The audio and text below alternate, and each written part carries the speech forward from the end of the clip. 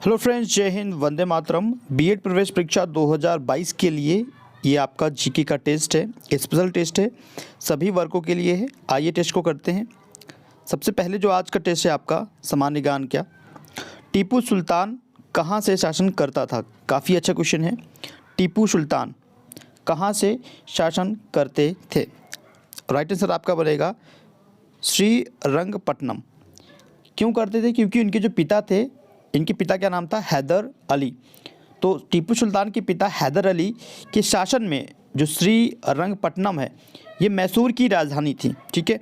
और फिर वहीं से टीपू सुल्तान भी सुल्तान बना था और वहीं शासन करना इसने शुरू किया था।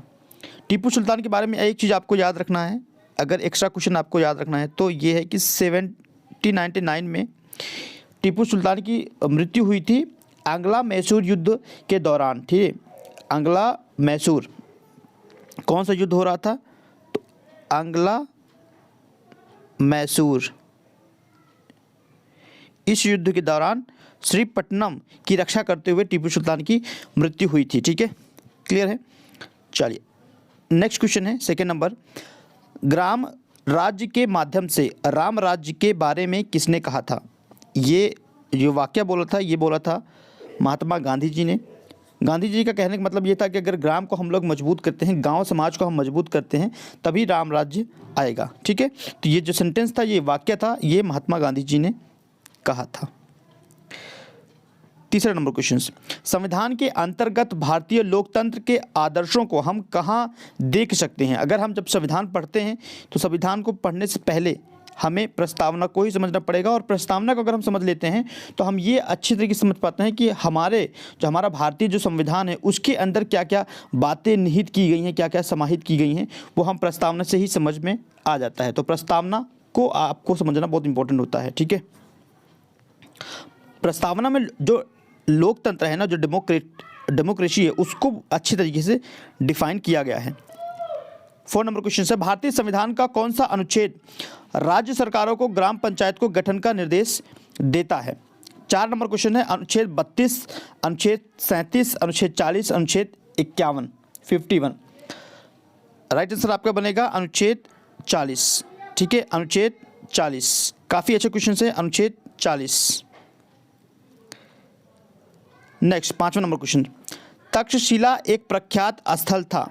तक्षशिला एक प्रख्यात स्थल था, कहाँ का? ये था गंधार कला का। कहाँ का था डियर? गंधार कला का, ठीक है। प्रख्यात स्थल था गंधार कला का। Okay dear. Idea 6 number question कर लेते हैं हम लोग। नीचे दिए गए दिल्ली के सुल्तानों के वंशों को कालानुक्रम में व्यवस्थित कीजिए। तो सबसे पहले दिल्ली जो कि सुल्तान थे, सबसे पहले हम लोग किसको मैनेज करेंगे?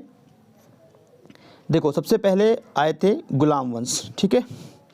गुलाम वंश हो गया, उसके बाद आए थे खिलजी, ठीक है। गुलाम वंश पहला और उसके बाद खिलजी आपका दूसरा। देन आफ्टर दैट आया था सैयद वंश, ओके, नहीं तुगलक वंश आया था, सॉरी, तुगलक वंश आया था, उसके बाद आया था सैयद वंश। इसका मतलब हुआ क्रम 1 2 4 3 ऐसा, ठीक है। तो चौथा 4 मतलब डी वाला, उसके बाद फर्स्ट, उसके बाद सेकेंड, उसके बाद थर्ड, ठीक है। तो 4 आपका करेक्ट हो गया। क्लियर है? ठीक है डियर, इस तरीके से आप करेक्ट करेंगे। नेक्स्ट क्वेश्चन है 7वां नंबर क्वेश्चन है, भारत में डच का सबसे प्रारंभिक उपनिवेश कहाँ पर हुआ था? जो डच ने सबसे पहले प्रारंभिक उपनिवेश कहाँ पर उन्होंने किया था? मसूलीपट्टनम, सूरत, अहमदाबाद, पुलिकट। राइट आंसर आपका बनेगा पुलिकट में, ठीक है। तो डच का सबसे पहले जो प्रारंभिक उपनिवेश था वो कहाँ पर था? पुलिकट में था। Clear dear? चलिए नेक्स्ट देखते हैं 8 नंबर क्वेश्चन। ब्रिटिश शासन के दौरान तत्कालीन मद्रास प्रेसिडेंसी में रैयतवाड़ी जो प्रणाली की शुरुआत करने वाला कौन था? रैयतवाड़ी जो प्रणाली की शुरुआत सबसे पहले किसने किया था? ये वाला क्वेश्चन जो है कई बार एग्जाम में रिपीट किया गया है। इसका जो राइट आंसर बनता है वो है थॉमस मुनरो, ठीक है। थॉमस मुनरो को मद्रास में रैयतवाड़ी प्रथा का जनक माना जाता है। 1820 में उन्हें मद्रास का गवर्नर नियुक्त किया गया था। ठीक है डियर, तो ये चीज़ याद रखिएगा। नेक्स्ट 9 नंबर क्वेश्चन, शून्य की खोज किसके द्वारा किया गया था। ये क्वेश्चन एवरग्रीन क्वेश्चन है और इस क्वेश्चन को सभी लोग जानते हैं, आर्यभट्ट। ठीक है, शून्य की खोज किसने किया था, आर्यभट्ट की खोज आर्यभट्ट ने किया था। आइए नेक्स्ट क्वेश्चन, ज्वालामुखी के कप आकार के मुख को क्या कहते हैं। ज्वालामुखी के कप आकार के मुख को क्या कहा जाता है। 10 नंबर क्वेश्चन है, ये भी क्वेश्चंस काफ़ी पूछा जाता है एग्जामिनेशंस में। इसको बोलते हैं क्रेटर। क्या बोलते हैं डियर, क्रेटर। 11 नंबर क्वेश्चन, दक्षिण अमेरिका के शीतोष्ण घास स्थलों को क्या कहते हैं। एवरग्रीन क्वेश्चन है, इंपॉर्टेंट है। दक्षिण अमेरिका, ये जियोग्राफी भूगोल का फेवरेट क्वेश्चन है, एग्जामिनर्स का भूगोल का सेक्शंस का सबसे फेवरेट क्वेश्चन में से एक है। दक्षिण अमेरिका के शीतोष्ण घास स्थलों को क्या कहा जाता है। क्या कहते हैं डियर, पंपास। आप में से बहुत लोगों को ये याद भी होगा, आई एम श्योर, पंपास कहते हैं। नेक्स्ट 12 नंबर क्वेश्चन, एशिया तथा उत्तरी अमेरिका किसके द्वारा पृथक होते हैं। किसके द्वारा पृथक होते हैं। राइट आंसर आपका बोरिंग जल डमरू मध्य। ठीक है, तो इसके द्वारा पृथक होते हैं। स्वराज पार्टी के संस्थापक कौन थे। स्वराज पार्टी, 13 नंबर क्वेश्चन है, स्वराज पार्टी के संस्थापक कौन थे। देशबंधु CR दास। कौन थे डियर, स्वराज पार्टी के संस्थापक देशबंधु CR दास। 9 जनवरी 1923 को मोतीलाल नेहरू और चित्तरंजन दास द्वारा स्वराज पार्टी की स्थापना किया गया था। इस पार्टी ने ब्रिटिश शासक से भारतीय लोगों के लिए राजनीतिक स्वतंत्र और स्वशासन की मांग की। स्वराज की अवधारणा से प्रेरित होकर यह मांग किया गया था। ठीक है,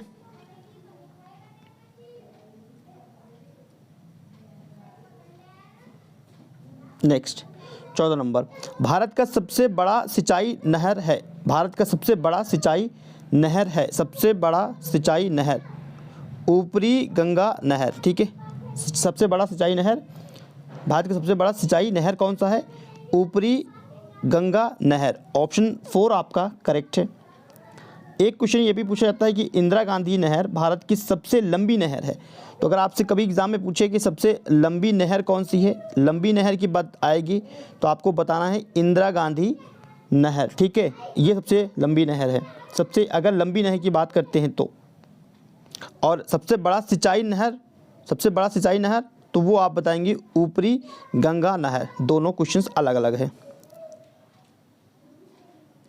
खिलजी राजवंश का शासक काल था। खिलजी राजवंश का शासक काल था। खिलजी राजवंश का शासक काल था 1229 से 1320। देखिए, चाहे खिलजी राजवंश हो, चाहे मुगल हो, ठीक है, तुगलक हो, लोधी वंश हो, सभी के आपको शासनकाल को याद रखना है, क्योंकि ये जब भी पूछेगा तो मोस्ट ऑफ द स्टूडेंट यहाँ पे 50-50 स्टूडेंट होता है कि पता नहीं होता है, क्योंकि ये क्वेश्चन ही थोड़ा सा टफ बन जाता है। तो आपको इसको लर्न करने हैं। सभी राजवंश के शासनकाल आपको पता होना चाहिए कौन से शासनकाल का कितना होता है। ठीक है, नेक्स्ट 16 नंबर, सामान्य रेवेन्यू से रेल वित्त को किस वर्ष अलग किया गया था। किस वर्ष अलग किया गया था, ये क्वेश्चंस अच्छा क्वेश्चंस हैं, इंपॉर्टेंट हैं। तो 16 नंबर क्वेश्चंस हैं, देखो, सामान्य वित्त से रेलवे वित्त को अलग किया गया था। जो बजट पेश होता है ना, तो रेल बजट को अलग किया गया था। जो सामान्य बजट से रेल बजट को अलग कब किया गया था, ये पूछ रहे हैं। तो ये हुआ था आपका 1924-25 में। ठीक है, याद रखने का, जो सामान्य बजट से रेल बजट को अलग कर दिया गया था 1924-25 में। इनमें से किस फसल के लिए भारत के सबसे बड़े क्षेत्रफल में कृषि की जाती है। ये तो क्वेश्चंस आप लोग इजीली कर पाएंगे। धान के लिए, ठीक है। सबसे बड़े क्षेत्रफल में किसकी खेती की जाती है? धान। और उसके बाद अगर आता है तो फिर गेहूँ, ठीक है। ये सेकंड प्लेस पे आता है, ये फर्स्ट प्लेस पे आता है। आइए 18 नंबर क्वेश्चन, संत सफुद्दीन यहिया मनेरी का मकबरा किस जिले में है? नालंदा, पटना, मुंगेर, बक्सर। कहाँ पर है डियर ये आपका? पटना जिले में स्थित है। कहाँ पर है? पटना जिले में, ठीक है। संत सैफुद्दीन यहिया मनेरिया का मकबरा पटना में स्थित है। पटना का बिहार की राजधानी है। राष्ट्रीय कैलेंडर का प्रथम महीना कौन सा होता है? कौन सा होता है? चैत्र। चैत्र आपका फर्स्ट मंथ होता है। राष्ट्रीय कैलेंडर का प्रथम महीना होता है चैत्र। क्लियर? भारतीय राष्ट्रीय कांग्रेस के 7 अध्यक्ष कौन थे? प्रथम अध्यक्ष पूछ रहा है। भारतीय राष्ट्रीय कांग्रेस के प्रथम अध्यक्ष कौन थे? अब ये जो ऑप्शन है ना काफ़ी कंफ्यूजिंग वाले हैं, लेकिन जो आपका राइट आंसर बनेगा वो है WC बैनर्जी, ठीक है। कांग्रेस के प्रथम अध्यक्ष थे। और भारतीय राष्ट्रीय कांग्रेस का पहला अधिवेशन कब हुआ था? तो 1885 में हुआ था। ये भी आप याद रखना। सूर्य ग्रहण होता है, देखो ये क्वेश्चन काफ़ी इजी है और मोस्ट ऑफ द स्टूडेंट इसको बता भी लेते हैं। जब चांद और सूर्य और पृथ्वी के बीच में गुजरता है, जब चांद सूर्य और पृथ्वी के बीच में से गुजरता है तो फिर क्या लगता है? सूर्य ग्रहण लगता है। क्लियर है डियर? चलिए 22 नंबर क्वेश्चन, एक मरुद्यान में हमेशा होता है। एक मरुद्यान में होता है जल। क्या होता है? जल।